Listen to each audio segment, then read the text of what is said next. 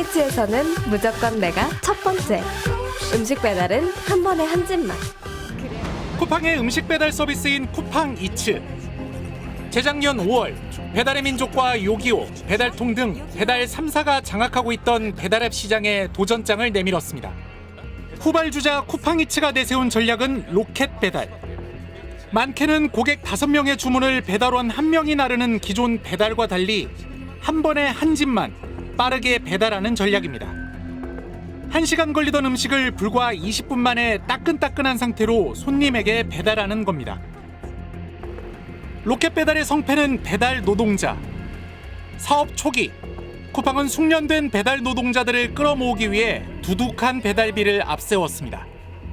각종 배달 인센티브는 물론 시간대, 날씨별로 추가 배달비를 퍼부어주며 단기간에 많은 배달 노동자를 끌어들였습니다.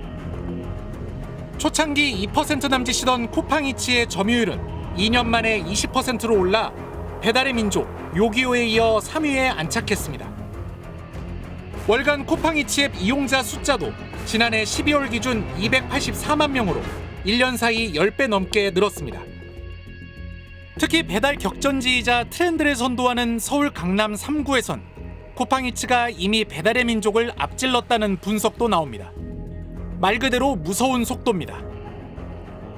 그런데 지난달 2일 쿠팡이츠가 1등 공신인 배달 노동자들의 뒤통수를 칩니다. 배달 노동자들이 받는 기본 배달비를 3,100원에서 2,500원으로 20% 깎은 겁니다. 2,500원으로 계속 단건 배달을 해야 되는 거예요. 그러니까 결국에는 2,500원이 굉장히 이제 타격이 크죠. 저희한테 600원이라는 돈이. 원래 이제 배달기사들 100원, 200원에 굉장히 신경 많이 쓰는데 되게 20만 원 정도 준다고 보시면 되고요. 쿠팡 측은 배달 노동자들이 먼 거리를 기피해서 거리에 따라 배달비를 더 얹어주기로 했고 그 대신 기본 배달비는 깎았다고 말합니다. 그러나 배달 노동자들은 먼 거리 주문이 많지도 않은데 이걸 핑계로 기본 배달비를 깎은 건 쿠팡의 꼼수라고 반박하고 있습니다. 토사구팽. 사업 초기 한 명의 배달 노동자가 아쉬웠던 쿠팡이 시장 점유율을 높인 뒤엔 가차없이 배달 노동자 몫을 깎기 시작한 겁니다. 쿠팡이츠 초기 런칭 당시에 굉장히 많은 돈을 쏟아 부었거든요. 돈이 되니까 이제 라이더들이 간 거예요. 그거 하나 믿고 이제 단가를 낮춘 것 같아요. 그러니까 뭐 그들의 나름대로 데이터가 있겠죠. 2,500원에도 콜이 빠진다. 전자상거래 시장에서 쿠팡은 1위 네이버를 바짝 뒤쫓는 강자입니다. 추격의 원동력은 로켓 배송. 쿠팡 매출에서 로켓 배송이 차지하는 비중은 90%에 달합니다. 그런데 로켓 배송 초기만 해도 쿠팡이 챙겨가는 몫은 15에서 20% 수준이었습니다. 판매자들에게서 8,000원에서 8,500원에 납품받아 로켓 배송 상품으로 10,000원에 파는 식입니다. 하지만 최근 2-3년 새 쿠팡이 자기들이 챙기는 마진율을 급격히 올렸다는 게 판매자들 얘기입니다. 일부 상품은 40%에 육박한다는 말도 나옵니다. 똑같이 10,000원에 팔려도 판매자 납품가는 6,000원. 이제 쿠팡이 4,000원을 챙겨간다는 얘기입니다. 판매자들은 특히 지난 2019년에 쿠팡이 공급 단가를 낮추라며 판매자들을 거세게 압박했다고 말했습니다. 초창기 쿠팡 로켓 진행할 때는 공급가 인하에 대한 압력이 그렇게 없었어요.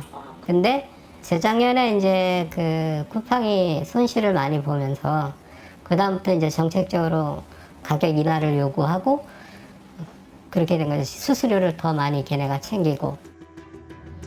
공교롭게도 쿠팡은 지난 2019년 1조 원이 넘게 늘어나 있던 적자를 사상 처음으로 줄이는 데 성공했습니다. 처음에는 쿠팡이 좋은 조건을 제조업체들에게 제시를 할 겁니다. 그래서 쿠팡 브랜드로 들어가기 위해서 굉장히 경쟁을 많이 할 것이고요. 소비자들의 마음을 유통업체가 다 얻은 다음에는 제조업체들의 가격을 더 깎게 될 겁니다. 중소제조업체들한테는 이제 재앙이 될 수도 있죠.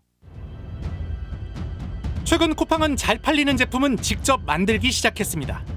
자체 브랜드, 이른바 PB 상품 시장에 진출한 겁니다. 쿠팡은 2017년 주방용품 PB 브랜드를 시작으로 음식료품, 가전제품, 화장품, 의류에 이르기까지 나날이 상품 반경을 넓혀가고 있습니다. 지난해 기준 쿠팡의 PB 브랜드는 14개, 제품 수는 3,400여 개까지 늘어난 상황. 이유는 적지만 안정적 판매량이 나오는 생활 필수품들이 대부분입니다. 유통 플랫폼이 제조사와 납품까지 손대면서 기존 판매자들의 입지는 급격히 위축되고 있습니다. 쿠팡의 PB 상품 진출도 실은 미국 아마존의 전략을 그대로 따른 겁니다. 미국 온라인 유통시장의 50%를 장악한 아마존. 2019년 기준 PB 브랜드 135개를 운영 중입니다. 아마존과 독점 공급 계약을 맺은 브랜드까지 합치면 450여 개. 제품 수는 2만여 개에 이릅니다. 아마존은 이런 PB 상품들을 자사 사이트 상단에 노출시키는 방식으로 판매량을 키우고 있습니다. 뉴욕타임즈는 지난해 12월 아마존이 비즈니스를 쥐어짜는 방법이라는 제목의 기사에서 아마존이 제조사의 이익까지 독점하면서 신제품 개발을 어렵게 만들고 제조사의 생존을 위협하고 있다고 강하게 비판했습니다. 처음에 돈을 많이 줘서 배달 노동자들을 끌어모으고 시장 점유율이 높아지니까 돈을 다시 깎고 이런 모습 어디서 많이 본 것 같아요. 네, 이 업계 1위 배달의 민족이 딱 1년 전쯤이었죠. 이런 식으로 음식점 수수료를 올렸다가 여론의 문매를 맞았습니다. 네, 맞습니다. 당시 이재명 경기지사까지 독점의 횡포에 맞서야 한다고 나섰고 결국 배달의 민족은 사과했습니다. 이런 플랫폼 기업들이요. 시장을 장악하고 난 뒤에 본격적인 이윤 추구에 나서는 거 뭐 전형적인 행태겠습니다만 그것도 정도껏 해야 되는 거 아니겠습니까? 사회의 경제적 약자를 착취한다는 말까지 나와서는 안 되는 거죠. 아, 물론이죠. 예. 그런데 이동경 기자, 네. 지난 2월 우리 스트레이트가 이 쿠팡 노동자들의 사망 사건을 전해드렸습니다. 불과 한 달 남짓 사이에 쿠팡 노동자들의 죽음 소식이 또다시 들려오네요. 네, 그 사이에 벌써 쿠팡 노동자 3명이 숨졌습니다. 그러나 잇따르는 사고에도 쿠팡은 그저 책임 회피에 급급한 모습입니다.